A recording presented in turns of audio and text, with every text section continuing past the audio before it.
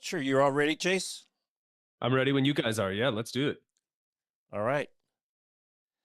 Hey, welcome back, everybody. Jeff Frick here, coming to you from the home studio for another episode of Work 20XX. And I'm really excited about this episode. Our next guest has been in this space long before it was cool, motivated by something a little bit bigger than just remote work. And so he's a top voice in this space. You see him all the time. You read his writing all the time. He's got a great podcast. So we're excited to welcome in from across the pond. I thought from Valencia, but no, he's moved to Germany, which shouldn't surprise me because the man is on the move all the time. He's Chase Warrington, the head of remote for Doist and also the host of About Abroad.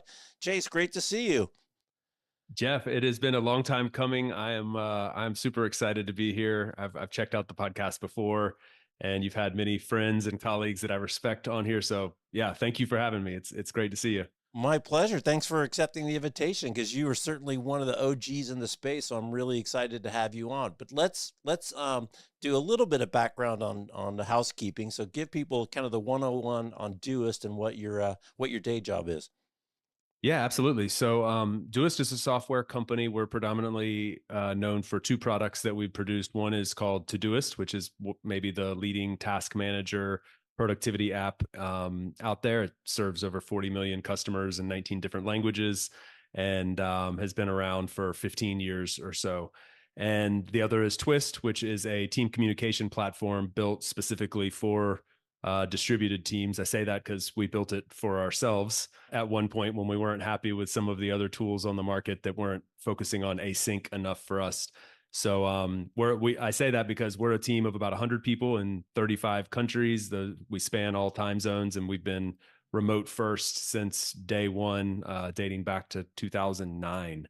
Believe it or not. So it's the remote first thing is in our DNA, and that's what I get to work on every day. My role has been the head of remote for the last few years, and I'm actually just as of the time of recording getting ready to transition into a new role as head of operations, which will encompass everything I was doing as head of remote, but a bit more holistic viewpoint. So still focused on making distributed work at a really high level.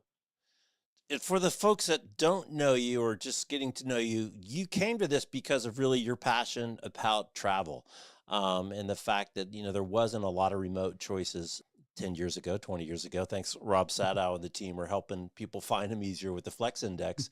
But you decided early on in your like I don't want to say career, just in your life, that travel was an important part of what you wanted to do and what you wanted to see and have a slightly kind of non-traditional view of the world. I'm curious, kind of how did that come about? I know it's kind of unique because it was you and your wife. It wasn't just a solo decision that you decided to do. How did you kind of come to that prioritization that we're going to make some trade-offs because travel is important to us? Yeah, it's really interesting. The evolution of my viewpoint and priorities around remote work have changed over the 15 years of my career.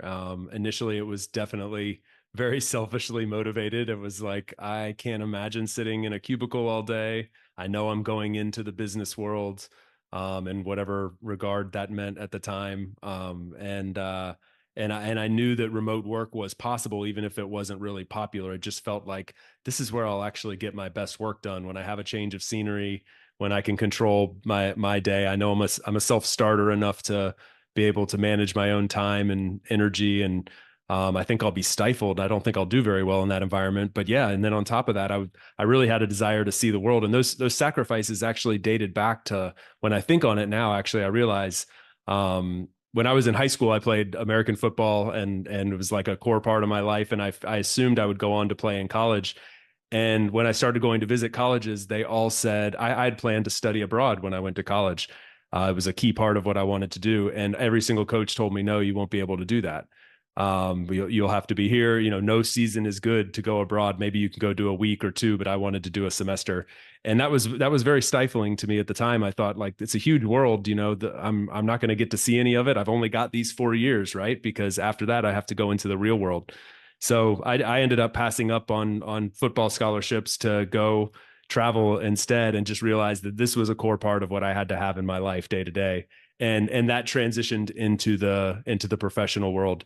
And then, yeah, over time, I mean, this is one of the reasons why I'm so passionate about this movement, is because I had to make very serious sacrifices, like huge trade-offs in terms of salary, company prestige, whatever it was. I've calculated that I've cut my salary by 50% twice in my career, just to have more flexibility than was provided in as the norm at the time. And I don't think people should have to do that.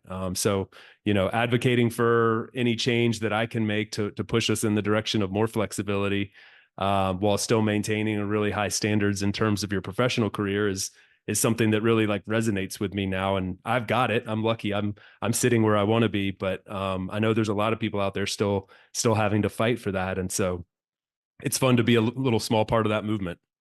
Yeah, 100 people in 35 countries. I mean, what's the most concentration in any one country? That's an amazing distribution of people.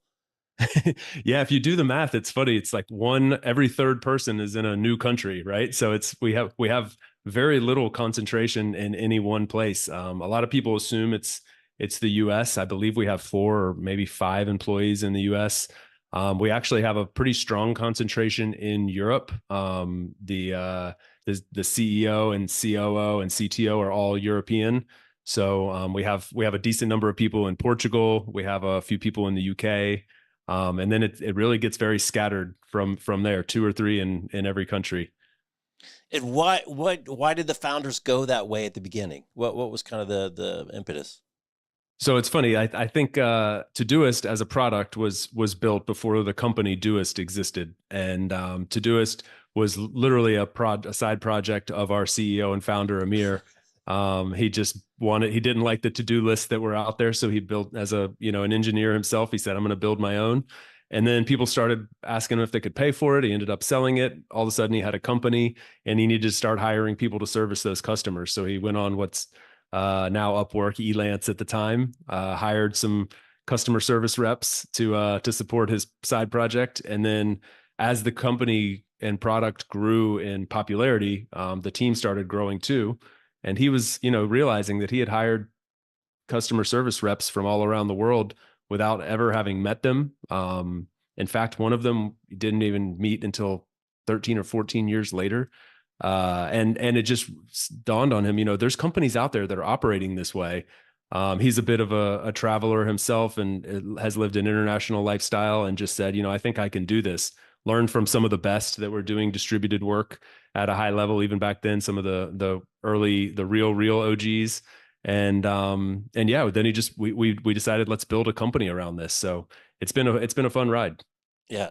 Sounds a little like the Slack story, but you guys didn't get sucked up into Salesforce, so that probably Yeah. worked out a little bit. But it is funny how like all the side projects and all the tools that the people build internally often become, the main product that beyond the one that they're actually going to market with. It's not that uncommon of a problem. I'm sure you've talked to Brian Elliott about it at Donasium. So Yeah. let's get Yeah. into some of the details about how to make remote work successful, distributed work teams successful, because you've been doing it for a long time and the tools weren't necessarily there before. And I've listened to a number of your podcasts, and a few of your guests have said, I know this is remote, and I know what it feels like when it feels bad. But what are some of the keys to doing it really well philosophically?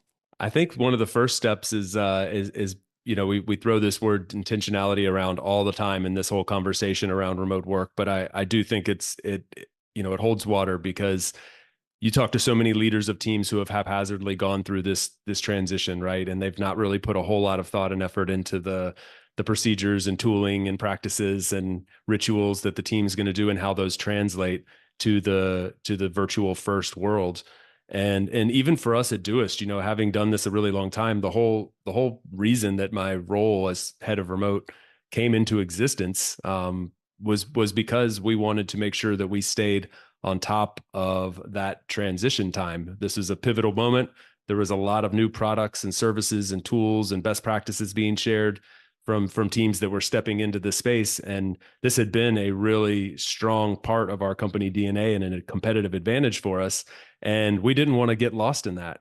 And so, I mean, you think about the intentionality that our leadership team had to say, we're already like pretty good at remote work. I mean, we've been doing this a long time. At least we have some experience, if nothing else.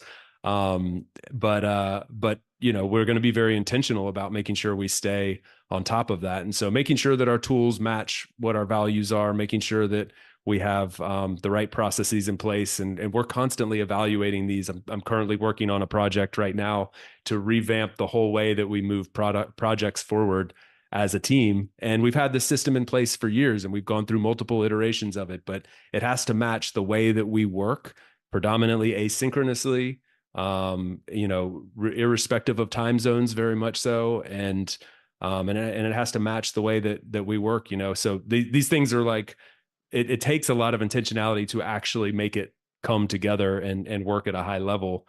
So I do think it actually starts there.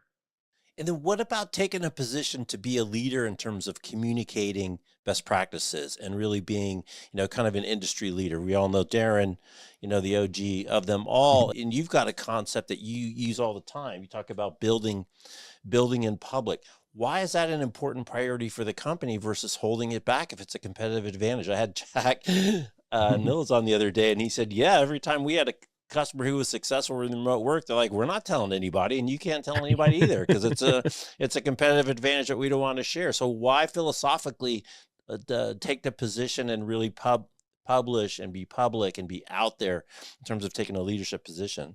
This build in public mindset is something I've fallen in love with. The first chapter of my career was in financial services and looking, so somewhat corporate, I guess you would say, and looking at spreadsheets with large numbers on them and, strong competition between your competitors and not a lot of building in public, I guess you would say, to boil it down. And when I came over into this space and started working for Doist, I really fell in love with this concept because the root of this is that we learned from the companies before us that were building in public. Take 37 Signals, Basecamp, for example. We were learning a lot from them. They were writing books on this. They were sharing blog posts and participating in interviews like this, sharing what they were doing, and that helped us build our business. So I think there's something just holistically rooted in that we're paying it forward in a way. I also think it's one of those situations where, like, I know for me personally, it's a selfish good deed in a lot of ways. Like I put something out there that we're doing, something we're struggling with, or a failure that we had, or a success that we had. And whatever I share, I probably get 5 or 10x back in terms of feedback, questions, thought-provoking conversations that stem from that. And a lot of that we take and we build upon internally. So I think there's two sides to it, but I truly have found, like, I think I get way more back from building in public than I give. And so it's a fun flywheel to be caught up in. It's a great lesson. I mean, I'm out here in Silicon Valley, and people are always thinking of startups ideas, and often they want to keep it secret, keep it secret. I'm always like, listen, no one is going to do your silly startup idea, right? The difficulty in doing anything well is the execution. It's not the idea. The idea is the easy Yeah. part. And so the more you share your ideas with other smart people, like you said, and let them noodle on it a little bit and actually share real challenges and real questions, you might be surprised at the answers and the input, and getting other people's ideas, because they're not going to copy your idea. There's so many pieces to the puzzle to make a successful company from an idea. It's a long way from that first thing that got written down on the napkin. It's actually funny you say written down on the napkin, because that's the other, like, exactly what you just said is correct. In reality, like, when we look at our competitors, right, we produce a to-do list that's done well in that space. But our biggest competitor is pen and paper. I mean, people transitioning from writing their to-do list down on pen and paper to converting to an app. It's not the other apps out there that are, in theory, our direct competitors. And so by us sharing more about how we're working, I doubt very much that we're benefiting our direct competitors as much as we are benefiting ourselves by putting our names out there in front of the people who might be the pen and paper people. So yeah, I mean, I've met lots of people along the way that challenge this idea. Like, it's not a good use of your time. It's not, there's no ROI on building in public. But intangibly, I strongly believe that there is. Oh, for sure. So one of the things that you guys do, which if anyone's paying attention, you'll see, is you guys have these great retreats, and Brian Elliott, another one of our friends, loves to say that remote doesn't mean never together. Hmm. You got to get together, and it's still important. So you guys get together frequently. It looks like you're always in cool, dramatic, beautiful locations. Maybe it's just the Italian light and the photography. I think in Tuscany you're recently at. So I wonder if you can share a little bit about the philosophy of how you get together and how you think about it kind of budget wise. As I think you've mentioned, because you're not spending money on real estate, you're investing it Hmm. in these retreats. So how do you think about retreats? How did that kind of come about? What's kind of the frequency and some of the logistics? Yeah, this is a core part of making remote work or distributed work at a high level, in my opinion. And you mentioned Brian Elliott. It's funny. I was just briefly with him last week at running remote in Lisbon, and I gave a presentation on that was titled "Remote First, Not Remote Only," talking about our approach to remote work. And I cited some studies that Brian's done, as well as others such as Raj from Harvard and Annie Dean from Atlassian, basically all telling a consistent narrative that the teams that have adopted a virtual first distributed mindset are almost unanimously gathering in a physical space on some level, some cadence. And B, there are tangible, like scientifically calculable metrics that you can show that there's a positive correlation to that time. A lot of it based on connection, trust, bonds, friendships, psychological safety, these sorts of things that are just better developed in the co-located world. The person that wants to play devil's advocate against this would say, well, if that's where you build those bonds, then why go through all the blood, sweat, and tears to build a distributed model when we've already got the model that quote unquote works in the office based environment. And so what we believe is that we can in this way sort of have the best of both worlds. We can have a distributed team that allows people all the flexibility and benefits of having the freedom to choose where they live and work when it works best for them and their families, and focus on deep work and eliminate the commute and all the things that everybody that listens to this podcast already probably sees as benefits of distributed work. But then we can also bring people together in a super meaningful, and again intentional way that serves all those other needs that aren't as easy to facilitate in the virtual world. And so we have this this great balance. We do 2 to 3 meetups per year, depending on your preference and which team you're on. We do one all hands meeting, which we call Doist Connect, once a year, and then about 6 months later, we have individual team offsites that we call mini retreats. And so every 6 months, at least, you have a retreat to look forward to with your team. And upon like surveying the team, do you want more of these, less of these? It's almost unanimous that twice per year, maybe going to 3 times per year, is the ideal number. And you rotate the location all over the world. We do, yeah. So basically, in each case, mini retreats and Doist Connect, it's a 1 week, like a 5 full day experience. Um, the Doist Connect rotates every year from location to location, which so far we haven't repeated a country since starting these back in 2015, I believe. And that could happen in the future, but most likely we'll never repeat a location anytime soon. And then for the mini retreats, something we've started doing over the last couple of years, we wanted to move towards standardizing these a bit more, cutting out some of the procedures and headache and workload that goes into creating them, because that's the real cost. I mean, there's a financial cost, but the real cost is labor and distraction.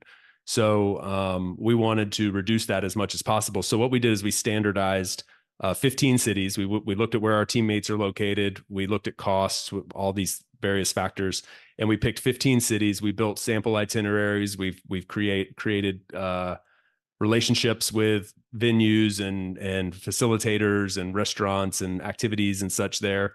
And so now we basically have like our template down for these places. So teams can decide where they want to go. We facilitate the whole thing, make sure that pretty much we're shooting for retreats in 2 clicks is the goal. We're not quite there, but the idea is to make it as quick and painless as possible to curate these. So one of the things you do, and you mentioned in another podcast, is you talk about the 20, 30, 50 rule. on these retreats? So that adds up to 100. And what percentage of your time? 20, 30, 50. Now, if I was to tell somebody walking down the street that the categories were work, R&R, I'm trying to remember what the other one is, activities, they would probably think that the 50% business. You guys all got together. You don't see each other every 6 months. That's what you work on. But no, it's completely flipped. You only do 20% of the time on hard business tasks. So I wonder if you could share, how did you get to this 20, 30, 50? And, kind of clearly there's some experience behind why you've optimized around that kind of um, time allocation when you do spend the money and effort to actually bring everybody together. Yeah, it's a great question. I mean, the natural inclination is to do exactly what you said. Like, if we're going to go through all of this effort and spend all of these resources on bringing people together, we better get some bang for our buck, right? We better produce quite a bit. And I totally get that. And to be honest, like the 20, 30, 50 rule is a baseline. Like, we want to kind of start from there, but we scale it up and down as needed. And certain offsites require more time spent on work, or there's an opportunity that just makes sense to tackle in that space. So we'll work from there as needed. But what we wanted to do is we wanted to move from naturally leaning into that inclination to focus a lot on work just because we're together, and really force us to time box that in, to spend that time in a very meaningful way and do activities that can't be done in the virtual world and are really designed for the co-located time together.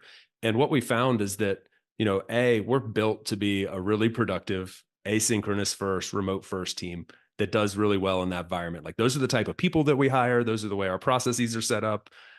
We've got everything flowing in that direction. And so when we came together, we would do these, early on, we would do these long workshops, and we flipped that paradigm upside down. And we did a lot of activity, but we didn't necessarily get a ton more out of it than we would have had we done it in the normal way that we work. And so we thought, like, is this the right way to invest this time? Because we've already identified that the hardest part about working in a distributed manner is building those connections, and that is the thing we can do best when we're together. So why wouldn't we use just these 2 weeks? I mean, we're talking 8 to 9, maybe 10 days total per year. Why wouldn't we kind of go all in on that? And so it's not to say we don't get anything done. We do. We're really effective with the 20%, or maybe it goes up to 30% or 40% sometimes. But when we do lean into the work, we plan it out well. It's optimized for the types of things we can't do the other 50 weeks out of the year. And it works really well for us. I think the other thing to mention here is, this is this isn't supposed to be a suggestion for others that it's the right way for them. It's just what's worked for us. And a key part of that is we are so distributed that we can really only justify getting together 2, maybe 3 times per year. If you're doing quarterly, or if the cadence is a lot higher, maybe that number is different for you. Maybe also, like, your work is more collaborative in nature. Whereas the way we've set things up, like, a lot of work happens in individual squads or teams, and a lot of that can be done virtually. So I think it depends on the team. The point that I would push back on is just, like, really thinking through and fighting that natural inclination to think, just because we're together, we have to get a lot of stuff done. Question if that's actually what's happening, and if it's actually, the optimized way to move forward. I just love that. What struck out to me, listening to that story the first time, is that, like you said, you've built systems and people and processes to get work done in a certain way, which is predominantly async and not together. And so then to put yourselves all in a room and suddenly flip your working method and your productivity method because you're together. I mean, that's like, of course it doesn't make any sense. And the other piece too, as you just said, are you really identifying the value that's happening there? Brian Elliott, when he talks about his time together with his team, he's very specific. We break bread together, we volunteer together, we eat meals together, we do a lot of stuff that's not work. And I think really what it gets to, that I think should be highlighted, is it's this foundational building of trust and relationship that's going to enable that productivity and some of those hard conversations and difficult times down the road. So it's really foundation building more than it is, let's kick out a beautiful 3-ring binder of all the cool shit that we did here for 3 days. Yeah, you nailed it. I mean, someone came up to me recently and said like, so is your view on a retreat basically that it's just like a team vacation? And I think their question was more like an assumption that I would agree with that, and that's not the case. That's not what we're advocating for, or suggesting at all. It's just about refocusing your time and energy on the connection bit. And there's a lot of different ways you can create connection, probably most of all, which is like connected to the work that actually unites us. So it's certainly not an indictment on doing work together in person. It's about just using that time to do the type of work that you can't do normally, and then using the rest of the time to build out those connections in the ways that you can't do in your normal day to day. And so like those examples that Brian gave that you just mentioned, like those are excellent ways to facilitate team building and build true friendships that are just tough to do in our hyper async remote first environment. Right. So here's the curveball, though, is that you said that people don't have to attend if Mm-hmm. they don't want to, and there's no questions asked. So you've got this no questions asked attitude. It keeps coming up all over the place, which to me reflects a significant kind of ninja level degree of trust with Mm-hmm. people. Because even though you said this is an important time, we're going to build these connections, these 8 or 9 days that we're not out of the 365. But we're not going to force you because we trust you. And if it doesn't work for you, it doesn't work. No questions asked. I wonder if you can share that where that philosophy comes from and how it's really worked out when you do trust people that much. Yeah, it's a fair question. I think it's rooted in the fact that we were built as a remote first, async first team from the beginning, and only later adopted retreats 5-6 years into the company being built. So, just on a pure like human to human fairness level, it's like we hired you under these circumstances, and now we have these new set of circumstances, and we literally have people on the team who they just have zero desire to join in on these kind of things. They're not travelers. They're flying scares them to death, or they don't want to leave their families, or they have sick loved ones nearby, or whatever. There's a variety of reasons. And so we just decided from the beginning, well, this isn't really the core of who we are. What we do 50 weeks per year is really what dictates who we hire and the type of people we need to really surround ourselves with. So let's see this as a little bit extra. That said, I think that this is controversial for a reason. And if we were starting from scratch, maybe, I'm totally like, I've never said this out loud or anything. It's not a fully formulated thought, but perhaps if we were starting from scratch, it would be more of like an expectation than it would a no questions asked sort of thing. But we do take this approach to synchronous work of all forms. I mean, again, we built a team that's predominantly working in an async environment. We have teammates working on opposite sides of the world. We believe in that separation, and we want people to have their personal lives that they have full control over. So we don't even force people to attend synchronous meetings if it's not convenient for them. So much less am I going to force someone to fly around the world to an event for a week, and leave their families behind if it's not convenient for them. But I do think that, I know I have counterparts at other companies who take a very different stance on this, and I actually get it. Like I 100% see where they're coming from. That if you're going to be a part of this team, you should come to these gatherings that we do. It's a core part of how we build culture and such. So I think there's a valid argument to be made there. It's just this is the stance we've taken, and it's worked out fine for us. The other thing is, like, we have this motto of doing everything at a world-class level at Doist. So when we, write code or write a blog post or service customers, we want to do it at a world-class level. And I take the same approach to our IRL strategy. Like, we want our events to be world-class events that people really look forward to coming to, and they're proud to come to. So it shouldn't feel like this like mundane meeting that you just have to go attend. They're experiences that you look forward to. And because of that, we have a 90 to 95% participation rate, which in this space is like really, really high, especially considered our distribution. So this isn't a problem. We don't have 20% of the team opting out. And so almost everyone that can be there is there. And the few that don't, it's usually for like health or family reasons. Yeah, and I love that when you list like all those reasons, there's just so many little variables that could impact my availability for this particular week. And I think you've said in some other of your shows that, maybe people miss one or miss two, but it's usually not a pattern. It's because they have something that's happening that just is preventing it. But like you said, make it attractive so they want to go if it's possible. Um, I want to shift gears a little bit and talk about the tooling and the tool space. You just got back from running remote, all the I'm bummed I wasn't there. Everybody else was there. But one of the things Nick Bloom likes to talk about, is as this has taken off and as it's become more mainstream, there's just investment into tools, into the processes that enable remote work for a lot more than companies like yours that are new, and there's a lot more people coming into it.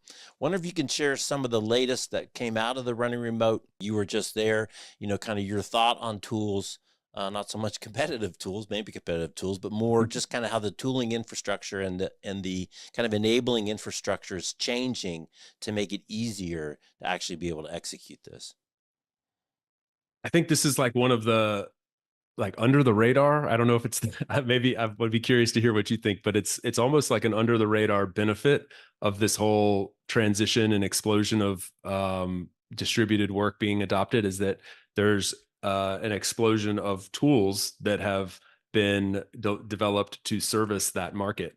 And whether you're, fully remote like we are, or you're, on a hybrid team of some sort, I mean, there's tools that are being developed to serve that market, and I think that's really fascinating. An example of this, like over the last year or so, we decided we've had like many teams. We've mentioned some of them today, like GitLab and Darren, for example, at GitLab, like writing the handbook that they had, the Epic handbook that they have. Like we also have a company handbook. It's got around like 1,200 pages in it.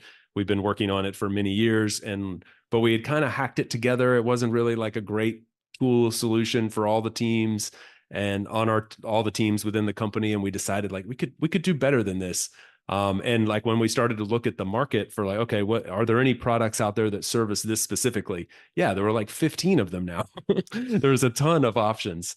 And just for something very specific, like a distributed team handbook product, and so I just find this like really, as someone who's wants to see this become more adopted on a wide scale. I love seeing that there's solutions out there to solve those pain points. So I'm seeing a lot in that space. I mean, there's a lot, of course, connected to AI, and then filtering down. I feel like AI is sort of at the top of the umbrella, and then filtering down from there. It's like, how do we consolidate communication? How do we find documentation and content a lot easier? How do we filter out, get to the fewest number of stakeholders and people who have to participate in any given asynchronous conversation?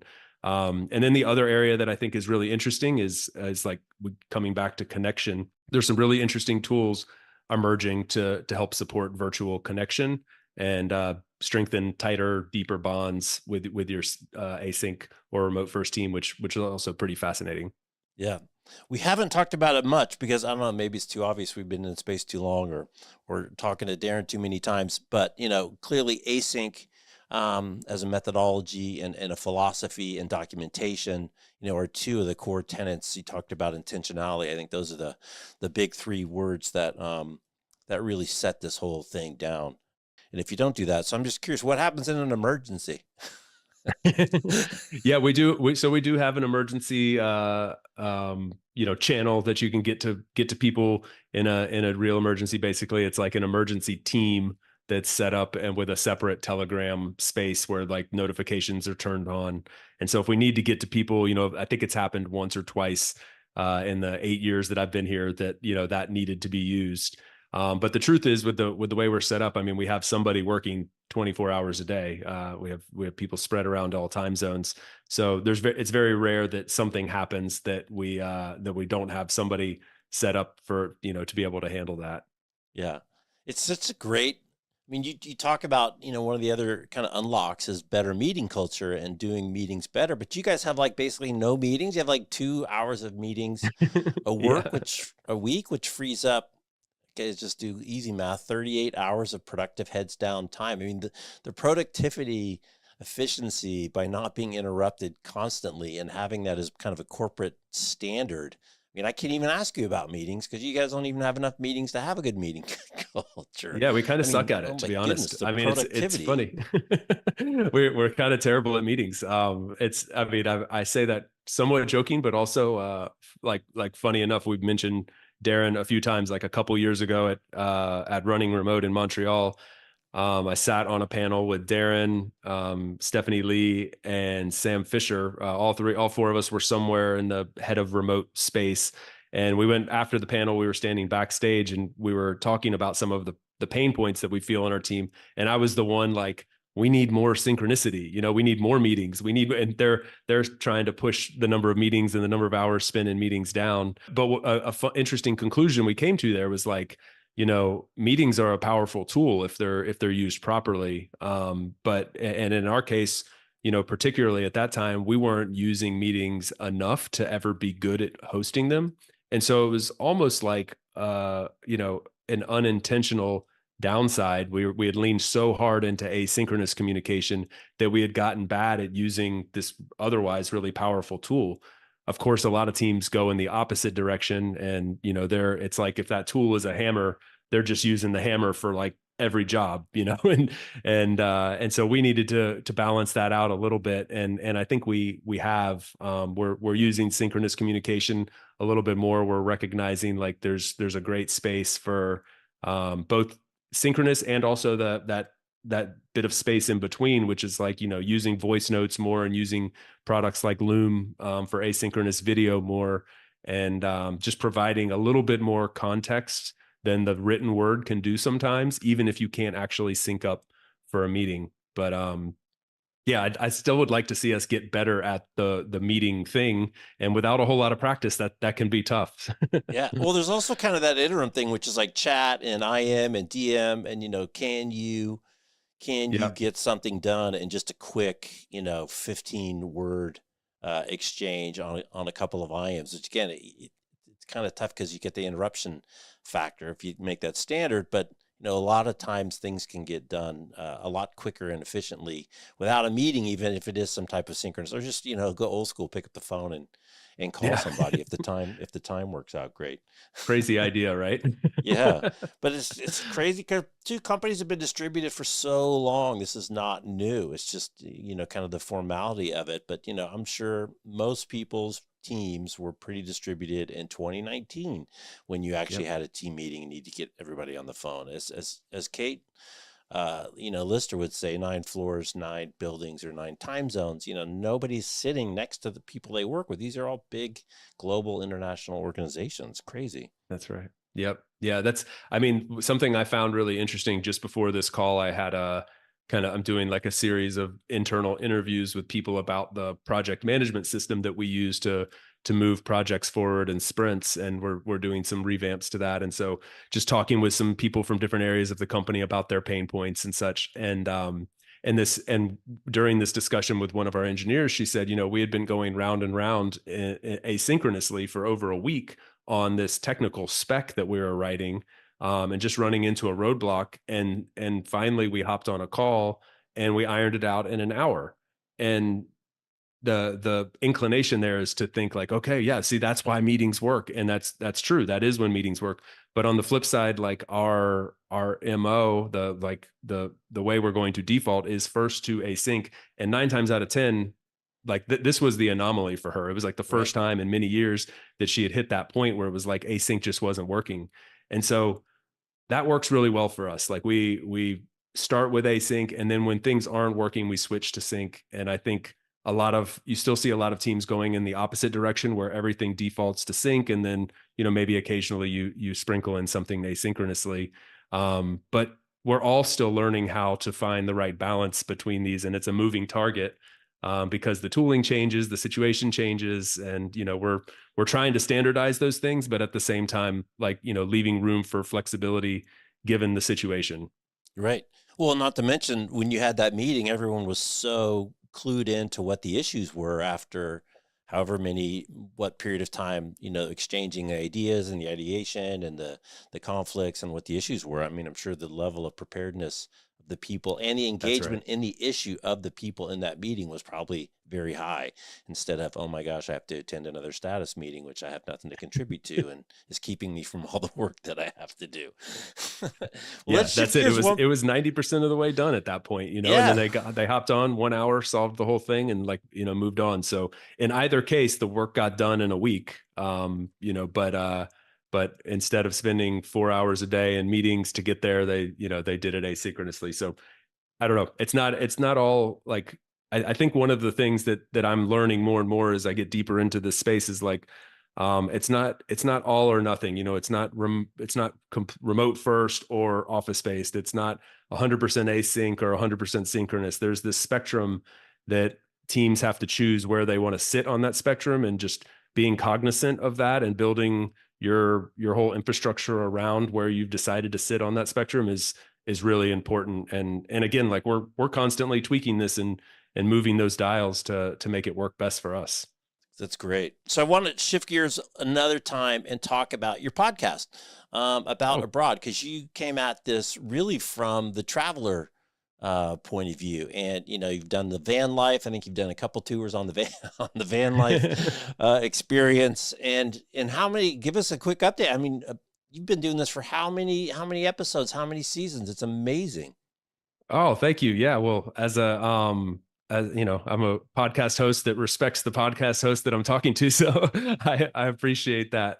It's yeah, I'm in my ninth season of About Abroad now, and I really started it as a side project, a little bit of like personal context. I'm from the U.S. and I have lived like permanently in a handful of countries around the world, and most recently spent almost the last better part of the last 7 years living in Spain, and have been traveling around Europe for the last couple years, spending some time, several months in different countries around Europe. So this is sort of a core part of my personal life, and I started About Abroad really because I was having a ton of side conversations with people as the explosion of remote work was happening, and matched with my experience navigating the complexities of being an expat in different countries, dealing with visa stuff, bureaucracy, taxes, all of the not so fun parts that don't show up on your Instagram accounts.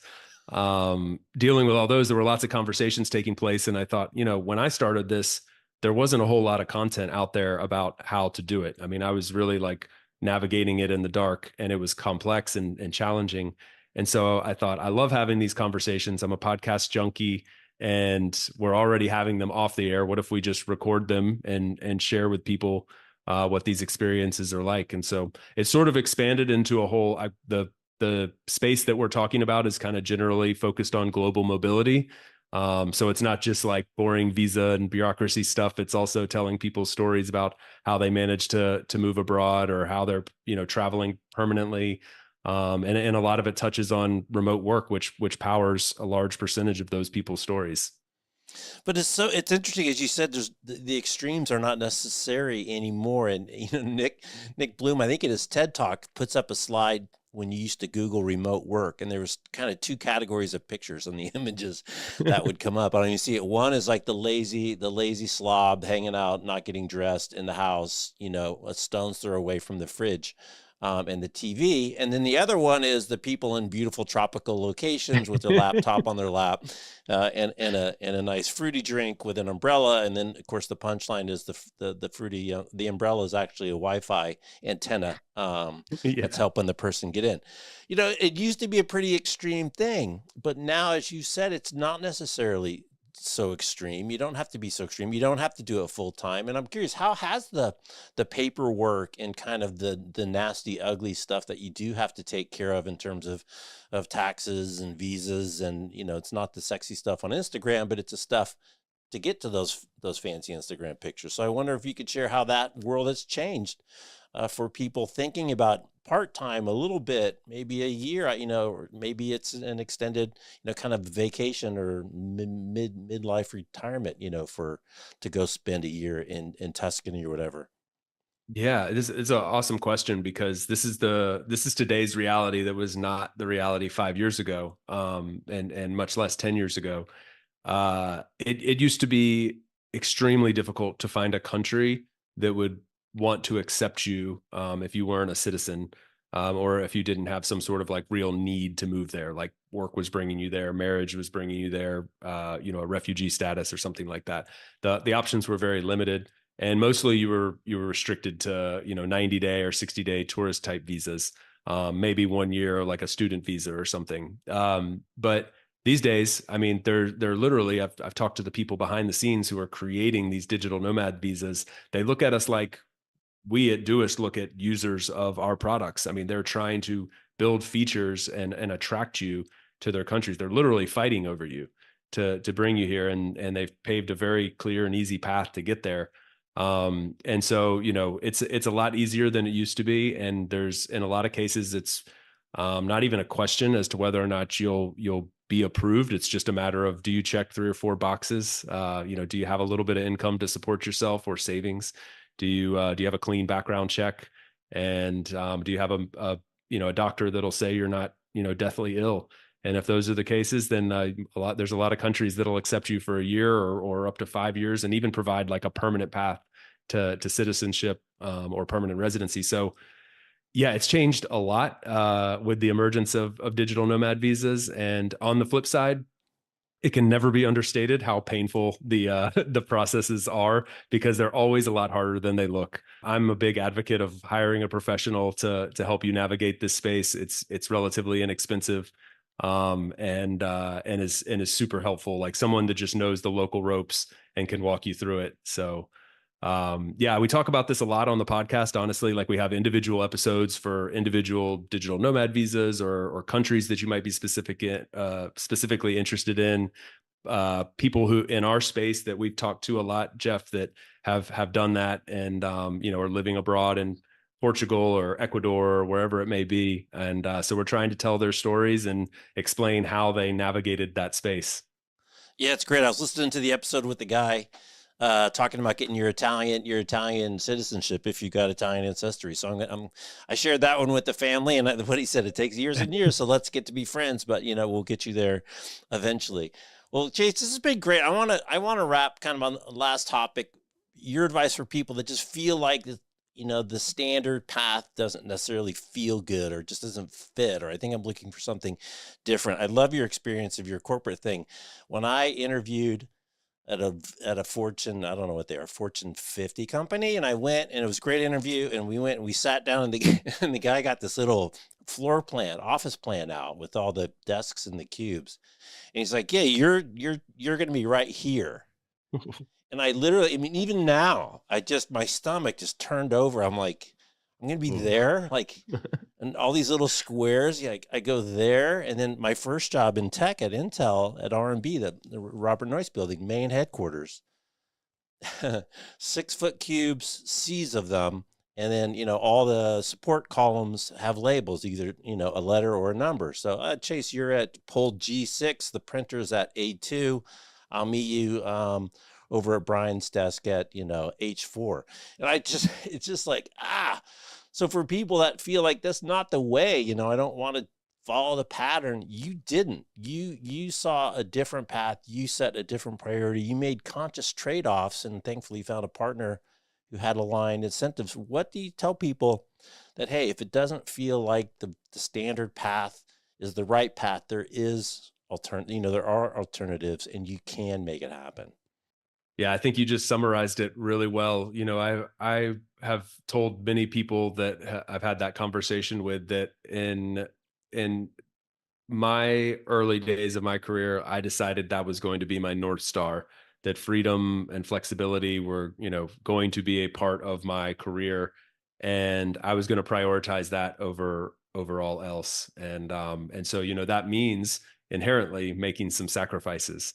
And I kind of have like it sounds a little bit overly ambitious, and I don't think I can actually have a huge impact on this goal, but it's a little bit of a goal of mine to like make sure that people don't have to make those sacrifices and trade-offs anymore. And so, collectively, I think there's a lot of people working towards that, but it may mean still that at some point you have to make some sort of sacrifice. It may mean a step back in your career trajectory. It may mean a slight pay cut. It may mean taking a job working at something that isn't exactly aligned with what you want to do. But if you see it as one step back, two steps forward, and look at the long-term path, rather than, instant gratification, this is what I need right now, then I think you're setting yourself up for long-term success. More ideally, like, I hope that's not the case for you. I hope you can just take the path forward that, check all the boxes that you want, and move forward into a company that accepts you, because the truth is that it's never been easier than it is right now. There's more options out there than there ever have been. When I found Doist, my wife found the job that I got hired at Doist for by looking at a Pinterest board that had 75 jobs, 75 companies hiring from anywhere. And it was the only thing we had ever seen like this. And of those 75, I think 73 were engineering jobs. And, I'm not an engineer, so I thought, oh, I'm kind of screwed. Well, I looked at those two jobs. I applied for the one at Doist, and I ended up getting it. But I tell that story because that was all we could find on that at that time. I can probably name you like 75 dedicated job boards just for distributed work, flexible work right now. So there's so many options available to you right now. If you're feeling beaten down by this, there are positions out there. It's never been easier. And then if you're willing to make a little sacrifice if needed, because that's your North Star, then I think you have a bright future ahead of you. That's great. Well, Chase, I think we'll leave it at that. That's a great advice for people, and you are changing the world. You are setting the pace. You're sharing your stories. You're out there a lot. You publish a lot. You talk a lot. You share great guests. So I think you're making an impact for sure. Oh, thanks, Jeff. I appreciate it. Likewise, appreciate all that you're doing, and I love listening to the guests you bring on here. So hopefully, we added a little value today, and it was a lot of fun for me. So I appreciate it. Great. Well, thanks for coming on. I appreciate it. All right. He's Chase. I'm Jeff. You're watching Work 20XX. Thanks for watching. Thanks for listening on the podcast. We'll see you next time. Take care. Awesome. Awesome. That was great, man.